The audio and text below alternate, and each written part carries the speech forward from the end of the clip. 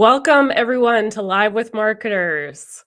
This is LinkedIn's first ever award-winning talk show series where we bring on some of the best minds in the business to talk shop about whatever is top of mind for them and for you, and what we can do to make it a little bit more actionable for marketers who are on the line. So today's topic is the annual Edelman LinkedIn Thought Leadership Impact Study.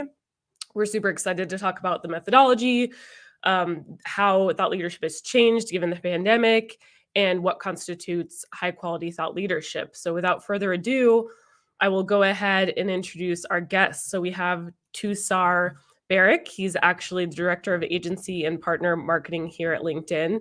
And Joe Kingsbury, who is the U.S. Managing Editor of Edelman Business.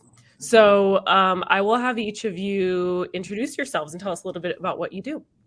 Sure, I'll start. Thanks, Alex, again for having us. It's always a pleasure to be here. Happy to be my second appearance on Live with Marketers. So longtime listener, and viewer, occasional speaker, if you will.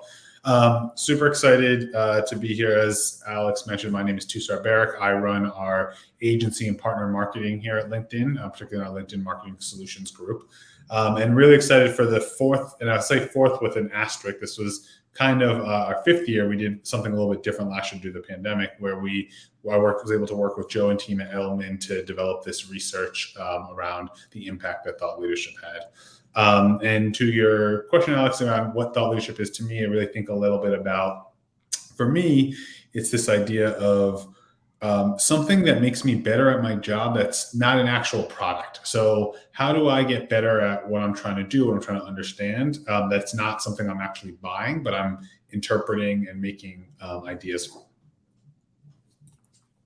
Perfect. Yeah. And Joe, I'll have you go ahead and introduce yourself as well. And then similar to Sarah, talk about what your definition of thought leadership is, just because there's so many different ones out there. So we should probably level set for our audience. For sure. So hi, I'm Joe Kingsbury. I'm U.S. Managing Director. I head up Edelman Business Marketing, which is our B2B communications and marketing practice for the U.S. region, and also a longtime partner with Tusar on B2B thought leadership studies over the past few years. So to your question about definition of thought leadership, I think for us, it's really about, I would say, certainly what Tusar mentioned, right? It's not only about talking about products, right? That's certainly part of it, but we see it as really conditioning the marketplace in your favor so that we can help drive, our clients' business. And so, a big part of the work that we do is really around, helping companies generate thought leadership that can help them engage with senior decision makers, and essentially connect those communications efforts to the bottom line. Great. Perfect definitions from both of you. Appreciate that. So I actually want to start off this broadcast by having a poll question, kicking it back to the audience and asking you, how would you rate your company's thought leadership strategy?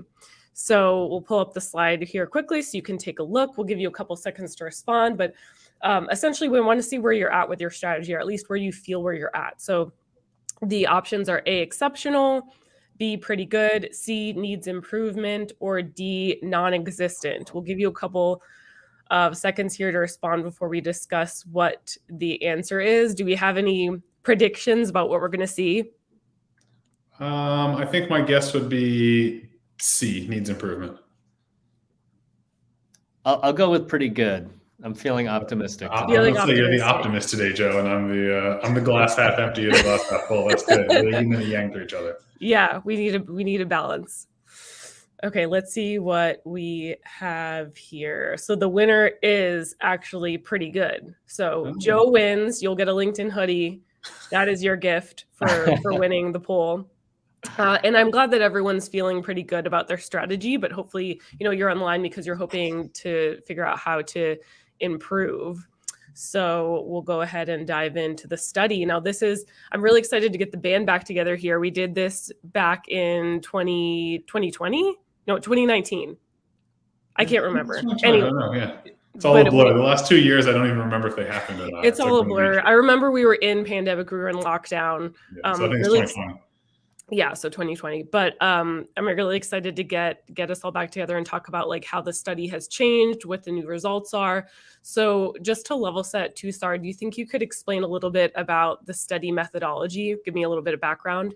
Sure, no problem. So as mentioned before, so this is the fourth year that we've done the study. I put the asterisk on the four only because in 2020, given the pandemic, there was a little bit of a change we had to do as we all had to pivot with what was going on. But so when we did do our traditional study, we changed it up to understand the pandemic's immediate impact and short-term impact on thought leadership and B2B marketing in general. This year, we went back to our roots of really thinking about globally, what is the impact that thought leadership is having across the sales cycle from consideration all the way down to purchase and cross buying, along with how does it help from a trust credibility standpoint, and what's the things that you can do, and get a little bit more practical this year on tips of things you can think about that have high quality thought leadership coming about it. So from a methodology standpoint, we went and interviewed almost 3,600 professionals around the world. These were in all all English speaking markets, and the countries include the US, Canada, the UK, Singapore, India, and Australia. And what we were trying to understand is basically, how do decision makers, and in the survey, we talk a lot about decision makers, we call them buyers sometimes, how do they interpret thought leadership, and how can we help marketers, communicators, salespeople better understand their target and their market behind the trends that are happening? How do you break through the noise, including when there's a lot of thought leadership? And what attributes do your audiences really want to see in terms of, particularly in the B2B world, from companies when they're developing thought leadership? Great. Yeah. So essentially, how do we reach and influence people with purchasing power with our content? Exactly. Given that there's been such an influx of content, I mean, we had one before the pandemic, but even more so afterwards because everyone just moved digital for obvious reasons. So that brings me actually a good segue to the current state of thought leadership. So Joe, I thought maybe you could kick us off in conversation around what the study showed about what we need to know now about thought leadership. So Alex, you hit on, I think, the key point right there up top, which is that, content marketing and just the, content in general has obviously been on the rise over the years. But what we really saw with this latest study was that the pandemic just really kind of opened the floodgates, I guess, in terms of tons of content marketing and tons of thought leadership kind of coming into the marketplace. And, one of the results of that, unfortunately, is that there was a lot of low quality content as well. And so as a result, what buyers told us is that it's actually beginning to dilute the perceived value of thought leadership among B2B buyers. So about 71% of B2B buyers said that less than half of the thought leadership content that they are consuming really gives them any kind of valuable insight. That's not to say that it's not valuable in the decision making, but it's just kind of a natural consequence of the pure volume and sort of lower quality. 66% of those buyers say that the pandemic just created a huge increase in the amount of thought leadership content. About 40% said there's more than they can really even manage or reasonably keep up with. They believe that the market is totally saturated with thought leadership content. All that being said, about 51% of the C-level executives that we surveyed say that they're actually spending more time consuming thought leadership content compared to before the pandemic. And about 54% of buyers said that they're investing over an hour per every single week reading and reviewing thought leadership that comes from different companies. So, I think a couple of the takeaways there also is just that, the content that is out there and publicly available about your company is, critically important because it has a lot of heavy lifting to do, right? So the B2B sort of folks on the line here will know that the general trend, if you look at, data from Gartner, from McKinsey, is that the typical B2B purchasing decision is increasingly sort of, self-driven, right? There's a lot of self-education that's happening buyers are really not choosing to connect directly with providers until very late in that decision-making process. So, breaking through with what you have out there about your company becomes even more critical. Yeah, and it sounds like we're creating more, but it kind of means less. So in order to make it more meaningful, create less with more impact, which you might have to do a little bit more research into what the folks that you're trying to reach are really interested in, the problems that they're trying to solve. It's got to be better to stand out. That's right. Yeah. And then in terms of how does this, so I'm sure there's implications around like thought leadership, building credibility. If it's good, whether it's good, or it's bad, it has an impact in your business. So Tusar, can you talk a little bit about what the findings were around that? Yeah, for sure. As kind of you alluded to, and you'd expect, like there is a lot happening, whether good or bad, in thought leadership that can impact how your organization is viewed, right? And what we found was there is a strong standing in terms of trust and credibility. And I think the past year and a half with the pandemic and everything else going on, a lot has been asked of companies and organizations in terms of how they stand, how they think, what they do. And in order to build trust and build that credibility, thought leadership is a core way to get that done. When you asked me in the beginning about my opinions of what is thought leadership and how do I define it, I go back to that idea of it's not product driven. It's how do you help me get better, and how do you help me think more around the idea of improving what I'm doing. And so what we saw was a bunch of different data points around trust and credibility. And in particular, we saw almost 50% of buyers said that thought leadership ultimately led them to make a purchase from a company that they had not considered in a particular category. And it's because it helped them build that trust and that credibility. Thought leadership was there. To Joe's point around this idea of everything, there's a lot of stuff out there. It's important to be able to stand out, and all these decisions being made before they even talk to a vendor is really important.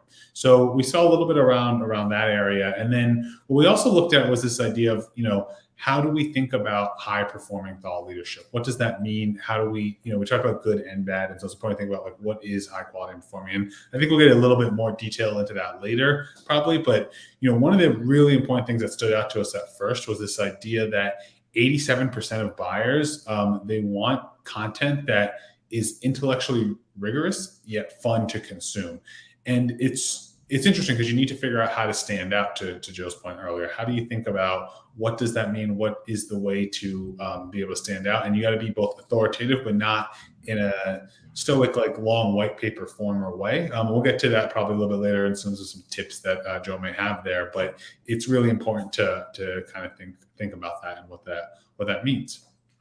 Yeah, I think what you said really resonated with me about writing about solutions, not necessarily products. Like you want to provide a solution. You don't want to be super, super product first within your thought leadership. And then the note about having fun. I mean, I always think that if you're not having fun creating your content, no one's going to have fun consuming it. So as you're creating your content, think about you're a marketer marketing to marketers. Would you like to read this? Would you actually be reading it? So that's kind of like a good litmus test. Exactly.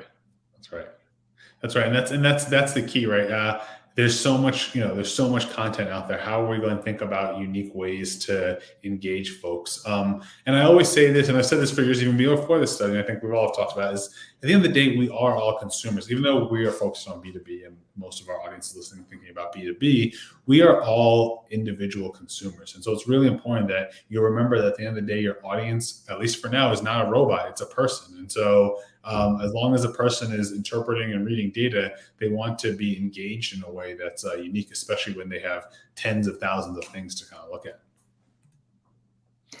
Yeah, and so Tusar, also hit on the notion of trust. I want to expand on that just a little bit. So another kind of interesting data point was that 64% of the buyers said that an organization's thought leadership content is actually a more trustworthy basis for assessing a company's capabilities compared to things like product marketing materials or product sheets. So again, just kind of continuing on this theme of the benefits that you can gain by, certainly there's a role for talking about product, but, really what buyers are saying is that I want to understand how you think. I want to understand your capabilities in terms of, how you see the world, how you see trends, affecting these companies. 63% of buyers actually said that thought leadership is a better way to provide proof that your company genuinely understands the pain points of the target customer, and that you have the ability to help solve those problems.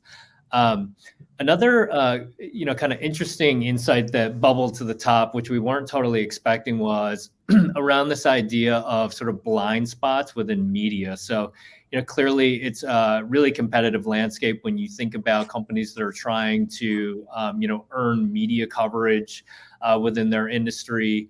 I would say particularly in B2B, there's a lot of companies that, might be considered to be sort of more niche or deal with issues that are more niche in nature. And so, more than half of the buyers said that thought leadership is an important way to draw attention to topics that news media, rarely cover, but are nonetheless still really important to them. When you look at some of the ongoing data in terms of the decline of the newsroom, and yes, certainly there's been a rise in terms of digital media, but what's happened is in a lot of categories, a lot of industries, there's fewer kind of, reporters covering very particular beats. So what that boils down to is that, the opportunity to actually take your story directly to that audience where, media is not covering those things has become even more important over time. Yeah, those are all really, really great points. And we might have jumped ahead a little bit into already the 5 scenarios, because I know you were talking about blind spots, and obviously we were talking about trust, but there were distinctly in the research, in the study, 5 scenarios where thought leadership could be of critical importance to a brand. Obviously it's important and we all know, but there were specific scenarios. So hopefully we can go through each of those and talk about like kind of what that means for marketers too. Sarah, I'll let you kick it off. Yeah, for sure. I think I started to allude to it a little bit before when I was talking, but there's this idea of gaining recognition as a challenger that was very unique as we went about this research. We saw that just under 2/3 or 60% of buyers said that thought leadership really helps build credibility when a brand is not known. And this was interesting to us because it felt like a unique way to try to stand apart. A lot of up and coming brands. And when we say challenger, that doesn't necessarily mean a brand that's not completely unknown. It could also mean if you're a known entity bringing something net new into the market. So you could be very well known in one area, but if you're trying to enter a new area, you are a challenger brand in that space. And so trying to really think through how to get into the space, thought leadership is an important way. Always go back to this idea that brand building in B2B is thought leadership to some degree. It's how you're known, how you take up mind space. It's how you're keeping top of mind, because you're not typically competing on price that often, right? Like price is an important factor for sure, but there's an important piece of it that comes about when you think about how do I change the mind space and perception that I'm in, and thought leadership helps with that. So we saw around just under 60% or 57% of buyers say that thought leadership was really helpful in building that awareness for that new or little known brand. And 53% of buyers said it was important for new and small companies to really produce thought leadership if they want buyers to consider working for them. Now, all that said, I can understand if you're, a company with limited resources that's doing a bunch of different things, to put that amount of time and effort into this culture of thought leadership can mean like other things get dropped, or it's just hard to take it all on. We wanted to make sure that, people can say this, but are people actually buying because of this? And what we saw was almost 50% of buyers said that thought leadership led them to not just discover, but ultimately purchase from a company that was not considered to be among the leaders in a particular category. Again, that idea of challenger brands. The other scenario I wanted to talk a little bit about was beyond just challenger brands, but if you're a known brand, how can you help change perceptions of your brand? What we saw was about 65% of buyers said that it changed their perception of a company thought leadership. It really had an impact in terms of how people and buyers and decision makers, and even the sphere of influence that happens, how they think about the perception of a company. This also comes into play if you're a company that's honestly in the middle of some controversy. We saw that 46% of buyers said thought leadership was important in repairing the reputation of a company, particularly one that was in an area of controversy, like if you had thought leadership, it could help to change the perception that was happening in the market. Which, Joe, I know you touched on this a little bit, but probably goes, I know Edelman does a lot of work around trust and the idea of what is trustworthy in building. We'll be curious about your take in terms of that and how we think about that perception of brand and helping with trust. Yeah, so I kind of hit on the trust topic earlier. I mean, just to maybe add on that a little bit, I think, it's funny too, Sar, you mentioned that, hey, this is business to business, but at the end of the day, we're all human beings, and I think that sometimes that's a little bit underrated when, like, particularly when you think about the amount of emotion in B2B that actually is involved. It's not just consumer marketing. I mean, you and I have, we've talked about this a lot. The whole idea that if you're involved in leading a big decision around a purchase or, choosing a partner, your professional reputation could be on the line. That's arguably a lot more sort of emotional than sort of just an everyday purchase.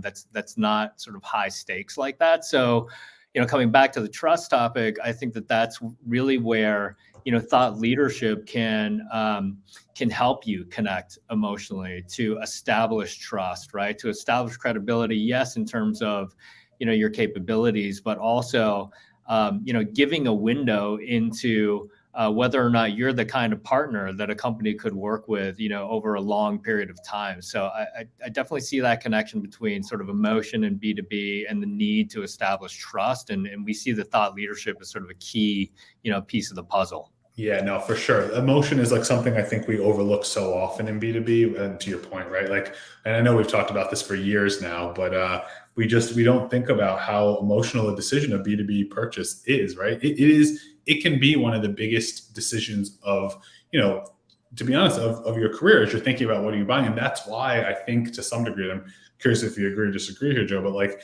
that might be why the importance of the buying committee is getting bigger and bigger, is people don't want to make that decision by themselves. Like if they're thinking about making a multi-million-dollar purchase on a cloud computing software or a multi-billion-dollar purchase, it could fundamentally change how the business operates, right? And so that's very emotional as it impacts your career and how you think about it, Yeah, absolutely. And I think, again, it goes back to even some of that, interesting data from Gartner, right? Where they talk about just how much that sort of buyer committee, right? If we want to think about that term, how much it's not only expanding, but growing to include, decision makers from all kinds of different functions. So this is definitely a challenge that we see with companies where they say, well, how do we talk to the C-suite, or let's say like the CFO office, while also communicating with the CMO and, people who are responsible for customer relationships. And we also have to satisfy procurement. So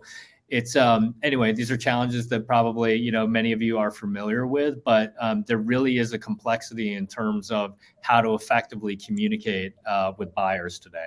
Yeah, for sure. I just wanted to jump in real quick and remind our audience to please ask questions throughout. We've seen a couple trickle in, but we are going to dedicate around hopefully 10 minutes at the end to answer your questions. So be sure to submit them as we go. Sorry to interrupt. Tusar, go ahead. No worries. Always important to get the questions. I was actually just going to talk to you, Alex, for a second, because I know, as I mentioned in the beginning, I'm a longtime listener, viewer, and occasional guest. I know you've done some sessions before talking about the buying committee and the idea of like it's expanding. And to Joe's point, it's expanding outside of the actual core decision maker group, but also we're thinking about the idea of it expanding beyond like the person who's the director right now, but also who might make the ultimate decision. But then we're thinking about like a couple levels below that, because if a decision takes a year to 2 years, the person who's right now the manager, senior manager, might become that decision maker by the time the decision's made, right? And so something I think you've talked about before on previous shows as well.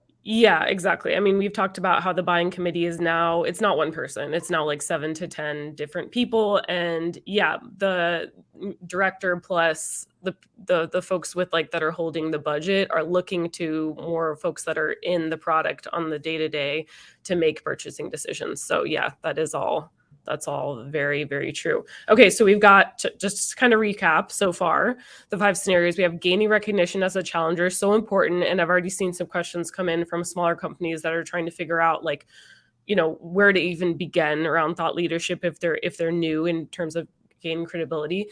Two, changing perceptions of your brand, also so important that especially like Two-Star mentioned, if you're in the news, if there's something negative, it's very important that you speak out. Like, don't just shy away in the corner, because that will not bode well for you. Three, earning trust and credibility. We've covered that a lot. Four, covering media blind spots, which is what Joe talked about a little bit before. And then I think we still have the fifth one, right? Yeah, no, and that's what I think we were just getting at as we talked about this idea of the evolving and growing buyer committee. It's this idea of recruiting talent too, and that's why I mentioned this idea to you around, like, it's not just that core decision maker right now, but it's the person who will become the core decision maker a couple of rings down. And so what we saw in the research was there was this interesting scenario of recruiting talent where 50% of buyers say that thought leadership can be important in attracting the best talent. And this is really interesting right now at this point in time, as you and I know, Alex, from just within LinkedIn, and we're talking a lot about this idea of the great reshuffle outside. People talk about the great resignation and all that's happening. I think there's like 40% of the global workforce is considering leaving their employer within the next year. And, I know, like, typically we always think about recruiting and hiring as an HR job, right? And it's like, we got to get that. It really doesn't impact or used to not impact an individual unless they were the ones trying to hire at that exact moment in time.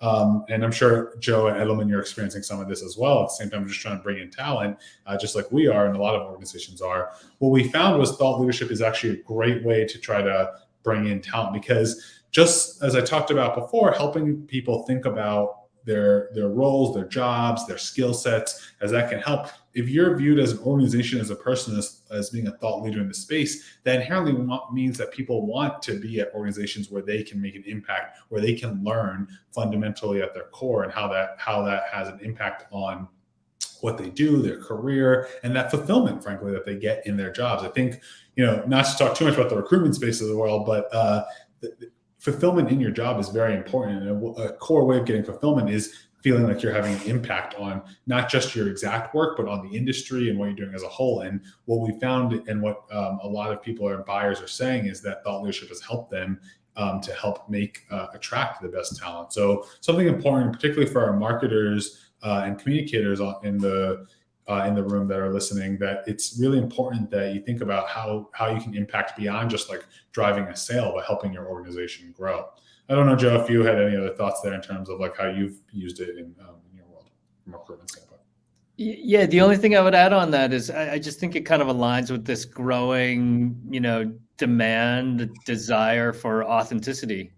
It's kind of one thing to have a mission statement on your, website, but I think by now most people really are trying to get a sense of, what kind of work environment would I be joining? Who are the people would I be working with? And there's certainly, I think, some overlap there in terms of, a company's thought leadership efforts and who they're putting out there that can really help to kind of give a more genuine feel for, what kinds of people are with a particular company. Totally. Yeah, absolutely. I think as we're talking, and again, I don't want to get too much into the talent sector, but it is just like all we're talking about right now with the reshuffle and everyone's leaving their jobs, and marketers are looking for more fulfillment and more flexibility.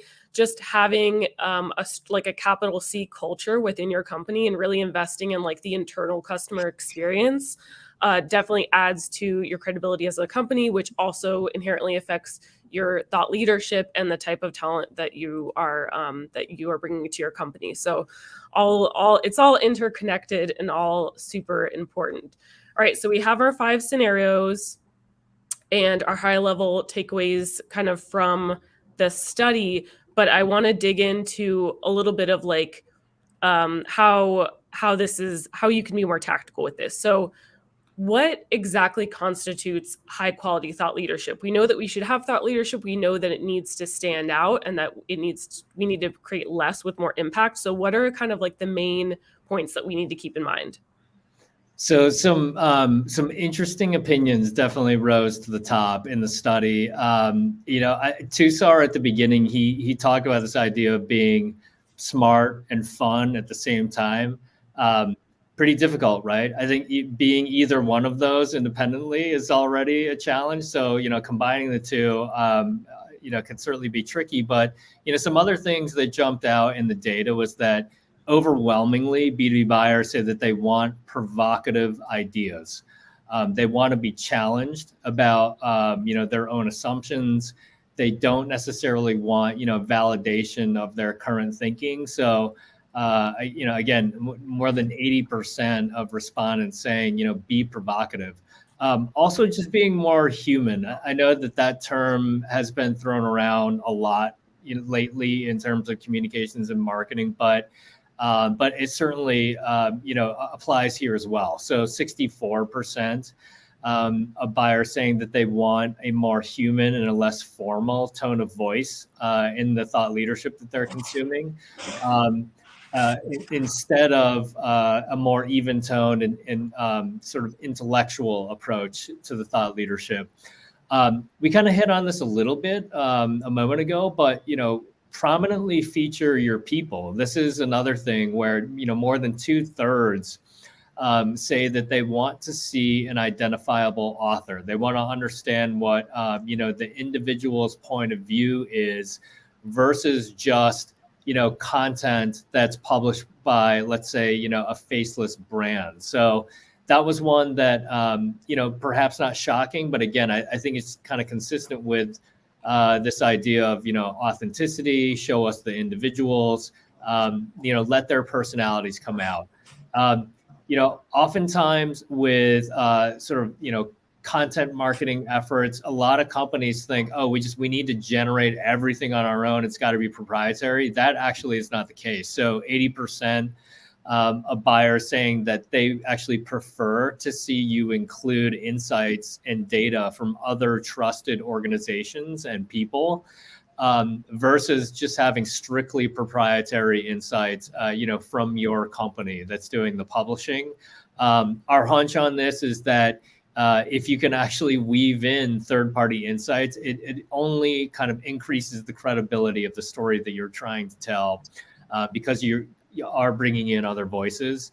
And, last but not least, just understanding the specific needs of the customer. So we've, kind of hit on this a little bit, talking about the complexity of the buyer committee and trying to talk to different types of people. Well, it turns out that nearly half of buyers say that like most thought leadership content that they're seeing doesn't even seem to be created with their specific needs in mind. So, one of the things we talk to clients about all the time is put in the work up front to do the research, whether it's directly with the target audience, engage with your sales team to understand what's happening in the trenches, what's keeping customers up at night. But don't skip that hard part up front because really everything else kind of flows out of that. And then just, quickly, those were a bunch of do's, but in terms of don'ts, like don't be overly salesy. This is, like a kid could probably understand this, but if you're only trying to sell, people are going to tune out. Also, really strive to be original. Don't just rehash, well-worn ideas. We talk about white space, right? And sort of actually, being sort of thoughtful about, picking and choosing your spots in terms of thought leadership. Also, really seek out the true subject matter experts within your company to play a role. I think a lot of companies kind of default to, hey, let's trot out the CEO. And in a lot of cases, that might be great. In some cases, it might even be necessary, depending upon the topic. But buyers say they really want to hear this stuff from the actual people who are the subject matter experts within the company. And then just lastly, provide evidence. It's not just about sort of, issuing an opinion on something. You got to be able to back it up. And so, providing data that can really sort of support your ideas is another thing that buyers were very vocal about. Yeah, I think I would add on, I think those last 2 points are super important, right? Around this idea of, we talked a lot about being from a person and not just from an organization, but making sure it's the right person is really important. How do we get the right person involved and not just, again, to Joe's point, if the CEO is the right person, great. If not, that's also okay. Make sure that it's a subject matter expert who can help push the message further because of their validity in the in the way they work and what they've said and what they've done. And then, what I found interesting was exactly what Joe talked about with this like third party data, being able to validate data, not just from the data you have, which is obviously fundamental, foundational, important, but I thought it was interesting how much people really wanted to bring in parts of other data sources. So that way it reinforces the fact and it helps prove the point. It's almost like the age-old idea of like when you're in grade school writing a thesis and having your supporting points, it's important you have those citations, that it's not just you and what you've done, but you're able to make it more impactful and valid. Otherwise, if you just have everything from just yourself, it can very quickly and easily, without even realizing, become the first issue, which is the overly salesy piece, right? If you're just focused on yourself. So being able to validate is uber important. Absolutely. So many great points there. And I have a question that came in around how do you approach provocative content? And do you have examples? So I am very excited to ask you that, but I'm going to wait till the end. So I love these questions that are coming in. Feel free to keep them flowing. We're going to roll to a brand new segment called Best in the Industry, where we're going to share some real examples of what we've been talking about. So Tusar and Joe have each prepared examples to show you, to talk about why they're good examples of thought leadership. So Tusar, I will let you take it away first. Cool. And I will say, Alex, I appreciate you asked us the question, but not the answer yet. So it gives us time to think about that question. Exactly. I'm setting you up for success. Yeah, I appreciate that. So the example that I came with was actually from Microsoft. And it was this idea of that they worked with, and in full transparency, I believe Edelman did actually work with them a little bit on this, but I thought they did a great job completely independently, was this idea of the work trend index, or the workforce report. You can go on the URL on the bottom to read more about it. The things that really stood out to me about this is, first off, it is super insightful information. Foundationally, that's most important. I think especially relevant to the times with everything going on about work and changes. But as you looked at the graphic that was up there, I think a couple key things to know, and this is just a screenshot of the website, but you can go to the website for more information, is they've got a couple key points, couple key data points that stand out really quickly that you want to read more and learn more. They have a great headline that talks about like, how does it impact me? Am I ready for it? What are the data points I need to do? And when you go to the actual site and read more about it, or see any of the content, the peripheral content that's been made around it, they make sure to bring you in a way that's innovative, in that it's not just a white paper. It's not just this long read that I need to do. It entices me because of the fact that it is personable, it's relatable to me, but it's got quality data that I can read and learn more and kind of get to get that piece of what's going on. Great. Love it. And technically we also are Microsoft, since we are LinkedIn, but it's still a great example. Definitely go check that out. We actually had a Live with Marketers where we covered that research a couple months ago. So I'll be sure to put that in the chat box here in a second. Okay, over to you. It was great and I loved it. Thank you. Over to you, Joe. Yeah, so the example I wanted to share is for Shell Aviation. A lot of people know Shell, obviously, just as an energy company, but they might be less familiar with what Shell is doing in terms of sustainable aviation fuel. So, really working hard to help airlines essentially emit less carbon. And from a thought leadership perspective, why we really like this example is that it ties together a bunch of different, ingredients, I think, in a really effective way. So, one is we talked earlier about sort of the benefits of bringing in third parties and other credible voices to help elevate your own story. And that's part of what Shell Aviation has done with this program called Flight Path. So it's moderated by, sort of an influencer within the sustainable business arena.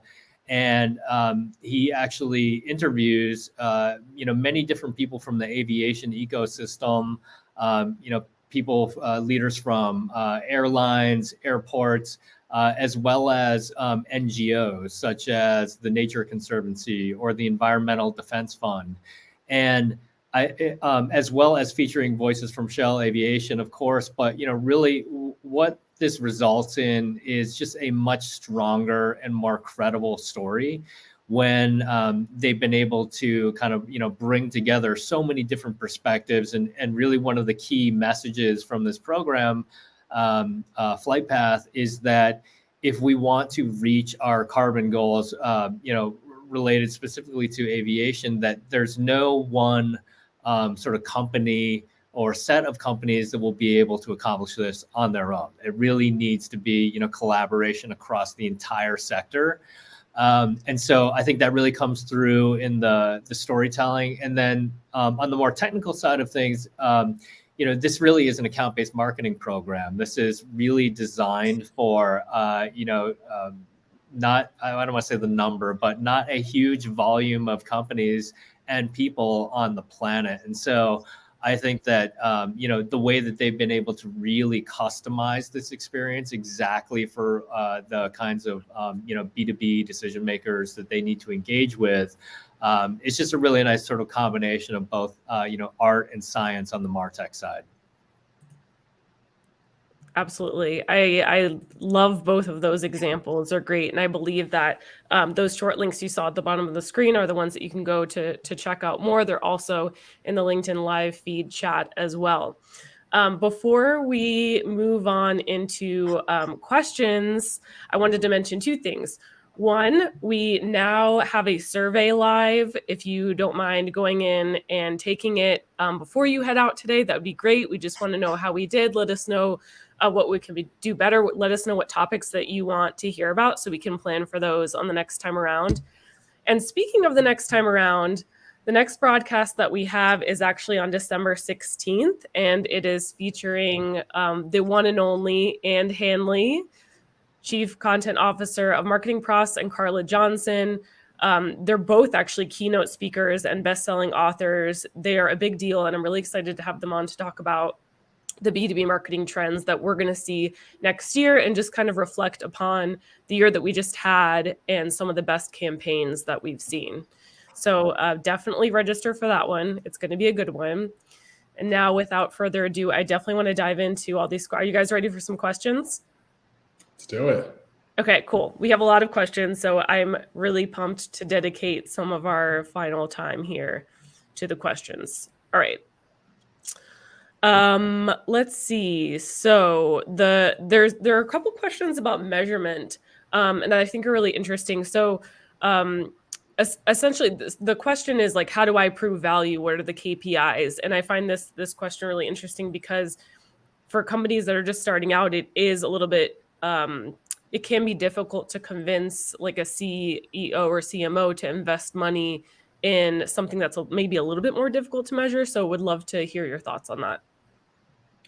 Yeah, I can start. Maybe Joe, if you want to add anything. It's something we've spent a lot of time talking about, thinking about, researching around that. And in previous years' studies, we have seen that that measurement is really an important piece of all the elements of how we do. So what we talk about is this idea of first defining what your objectives are, defining what KPIs mean. And I think people in general will go to measurement, go to ROI, and they just immediately think about revenue, which is clearly an important part of everything we do and understanding how it drives revenue. But there's probably a couple of key objectives you can think about before getting to that revenue point that might have an impact, whether that means how perception has changed, brand studies, things like that, which might be more qualitative, to a number of engagement that have happened with the sales team because of thought leadership, things like that. In our research from previous years, we'd actually looked at, and if you look at our old research from, I think, 2019 or 2020, you'll see that if you look across the purchase path cycle, thought leadership has an impact across each and every point, and an important piece of each and every point thought leadership impacts the actual sale that happens. In order to actually, from an actual measurement perspective, it's an important part to make sure you're working hand in hand with a number of different teams, as Joe mentioned, whether it be the sales teams, the marketing ops teams, thinking about how do we track and measure what types of meetings have happened, what types of deals have come in, and trying to understand how you can track all that with your technology team to make sure that there's one place to kind of go across the board. I don't know, Joe, if anything else you wanted to mention on that side. I think you covered most of it. The only thing I would add is just from a very basic point of view, especially for B2B, where oftentimes some of the the audiences or the buyers that you're trying to connect with, maybe very specific. Again, if you're doing, an ABM strategy, you even have specific companies, that have been prioritized in your marketing. I would say, simply, are you getting to the right people, and can you prove that? And then beyond that is, are they coming to us ready to have the right kind of conversation? Are they asking us the right questions? And so, clearly there's some different KPIs in terms of how specifically you can measure that. But oftentimes, when companies tell us, hey, this is extremely effective in terms of helping to drive demand, it's not so much as you say, Tusar, it's not just like a one-dimensional kind of, here's the leads, here's the revenue. Like, certainly that's great, but especially for companies with really long sales cycles, it doesn't take into account a lot of things in between. Mm-hmm. And one of the key things, as I mentioned, is companies will say, these buyers are coming to us and they're asking the questions we want them to ask, and it's really a jumping off point to get into a very productive sort of dialogue. So those are kind of two thoughts that I would add. All right, perfect. I'm going to get, as promised, to the provocative question about being provocative. So the question was, how do you create provocative content that's authentic? How do you create provocative content without being, without offending? And do you have an example? Sure. Yeah, I can start. I mean, I think the key in that question is the authentic part, right? You can't just create provocative content to be provocative, because unless you have a true opinion, a true belief on what you're thinking, then it's going to be tough. I think you start by developing a hypothesis of what you think could be provocative, that might come out true, that you feel might have an opinion on, and go and research that and see that. And from there is when you can then you'll have that authenticity, because you've had an opinion, you've done the research, and you got it out there.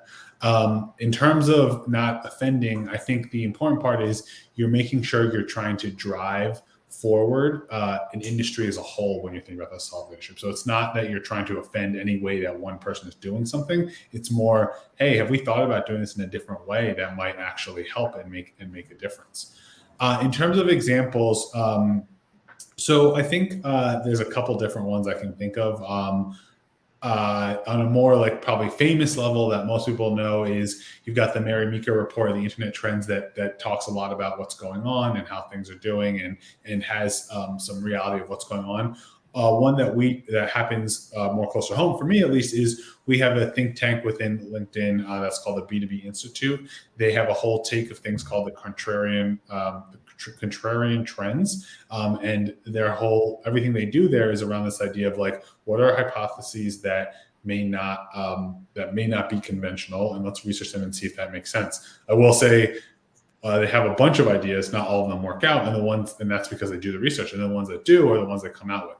If you look at those things, every year they have these different contrarian trends that are able to be provocative and be insightful and have people think in a new way. Now, does everyone do every single one of them? No, of course not. But it's a matter of trying to think about things in a different way that has an impact. Yeah, my take on that is, I think similar to Tusar's, being provocative is about provoking people's thinking. It's not necessarily about being controversial or intentionally offensive. Obviously, we wouldn't want to do that. But if you think about, so how do we provoke people's thinking? I think a huge part of it is simply about putting in the work to figure out what hasn't been said many times already. And so, this is an example where I think really having, a journalistic mindset and sort of thinking about the way, for example, that, news media operates. There's a lot of overlapping coverage, and a lot of the same storylines, get repeated around certain issues. But if you just think of, as yourself being a consumer of news media, think about what stands out. It's typically when, people have something new to say, or a different angle on a topic, something fresh. And so one example that comes to mind for me, actually, you go back to the Microsoft Work Trends study that Tusar was talking about before. And Tusar didn't put me up to this or anything, but I think one of the most interesting and most provocative points in that study was about the disconnect between how C-level executives and sort of, frontline employees or junior employees are really experiencing the pandemic, and how, sort of the state of how, those two different sort of groups feel as we go throughout this whole experience. There was a huge kind of, disconnect, CEOs and C-level leaders sort of feeling very good about the data and the revenue and the productivity. And frankly, everybody else, feeling a little bit, differently, finding things much more challenging. I had not seen anybody really articulate that and back it up with data in the way that report did. And so I don't think that's controversial, but it definitely challenged my assumption on that issue. Yeah, those are great examples. Thank you. The next one is around gating. So what are your thoughts on gating thought leadership content, the battle between driving brand consideration and lead gen? Yeah, I can start. In terms of gating, it's something interesting. It's something that many years I've gone back and forth on it. I actually think now I'm anti-gating a little bit in terms of it's about getting the content out there. And maybe this is a controversial opinion, I don't know, but I know that makes to the point earlier about measurement and KPIs, that makes that tougher. But to me, the distribution of the content, getting it out there, obviously making sure that all aspects of it are branded properly so it can be attributable in the mind space that does take up is important. But I think you're going to lose a certain chunk of people if you gate everything. So it's important to try to think about how can I make sure that I can make it as easy as possible for people to get the content. Yeah, and I actually think, when you're doing thought leadership, it's at the top of the funnel. So I would think of it as as you get lower in the funnel and as people are getting closer to a purchase decision, that's where I would start to gate things. Maybe some ROI calculators or maybe a very how-to tactical piece might be worth gating. But when you're that high up and you're just trying to build a relationship, I think it's a little bit too forward to be hey, give me all your info when you're just trying to kind of hi, what's your social security number? Thank you. Yeah, totally. I think the other thing is if you're going to choose to gate something, in this day and age, it has to be really good. Right. That's sort of a litmus test, and we could debate what that is. But, oftentimes we think about this as what's the cookie in the cookie jar? And I think if you make it really difficult for people to actually get that information, there better really be a payoff, or else the whole kind of gating strategy can actually work against you. So maybe that's another kind of consideration for people to think about. Yeah, I mean, I think also, Joe, it goes to your number one point of don't be overly salesy, right? And if you're gating something, inherently when you fill out that form, someone's following up with you with some sort of email or call to try to sell you something or talk to you more about it. And so how do you not do that? Don't if you're going to do that at that top of the funnel type work. Absolutely. Maddie in the chat said that's an interesting frame for it. General get to know you versus we're dating now content. There you go. Which I like. I like that a lot. Okay, so the next one is almost like a forecasting into what we're going to talk about in the next broadcast. But I'll just ask it anyway because I think it's interesting. Where do you see thought leadership in 2025, 2030? What's the future of it? Joe, I'll let you start since I feel like I've started. Looking to the crystal ball. Yeah, that's. I genuinely have not heard that question before, so I'll just try and respond genuinely here. I think that one of the trends you're going to continue to see is, especially in industries where there's not a lot of sort of strong, insightful media coverage, as I mentioned before, I think you're going to continue to see companies really amp up their publishing almost as if they're covering their own industry, as if they're covering their own company. And this is one that's top of mind for us because we work with so many clients where, again, it might be in a really specific category like sustainable aviation fuel, or take your pick. I think that you're going to continue to see companies sort of, recognize that there is sort of that big gap in terms of the information that's available around certain things, and that the nature of that publishing is just going to become sort of even more professional and more engaging over time. I could definitely see that happening, within a few years, if not sooner. Yeah, I think that's a totally fair point. I think with that, I think one of the things that we'll see more into 2025 to 2030 is what we talked about with this idea of using third-party data and validating across the board. I think this idea of collaboration, partnerships becomes more and more important in the B2B world. As every year, I feel like it's becoming more and more important, particularly if you add on what you just talked about, Joe, in the coverage space, being able to quote unquote cover yourself from a media perspective being able to validate what you're saying with third parties and what you do will be something that you'll see more and more research come out that references other research and talks about how it helps get that thesis out there. Yep, great. All right, so I think we're running low on time. We have probably time for like a couple more. So I have a question around how do you find your niche within thought leadership? Or tips on finding your niche. Yeah. So I think we actually in the previous study we spent some time thinking about this and talking about this. So I'd highly talk about trying to reference and go with that. But I would say it's really important to think about what's the white space you can occupy in a unique way. And the example I'd always provided before was everyone wants to talk about cloud computing, right? Like that's the hot topic of everything. But how do you think about a unique way that you can cover it? And what we had seen actually was there was one organization that decided to cover it from a very particular industry. And they talked about entertainment and how entertainment companies were using cloud computing software to help them with what they were trying to do. And so they really got into like a very specific segment that they felt they could have some sort of ownership of because the general topic was just too expansive of what they were. Yeah. I would just say, look, beauty is in the eye of the beholder. You have to go talk to your customers. If you're not putting in that work up front to get some direct feedback on, what they find sort of most interesting, you're sort of you're leaving a big opportunity on the table. So I would say, conduct research. All right, perfect.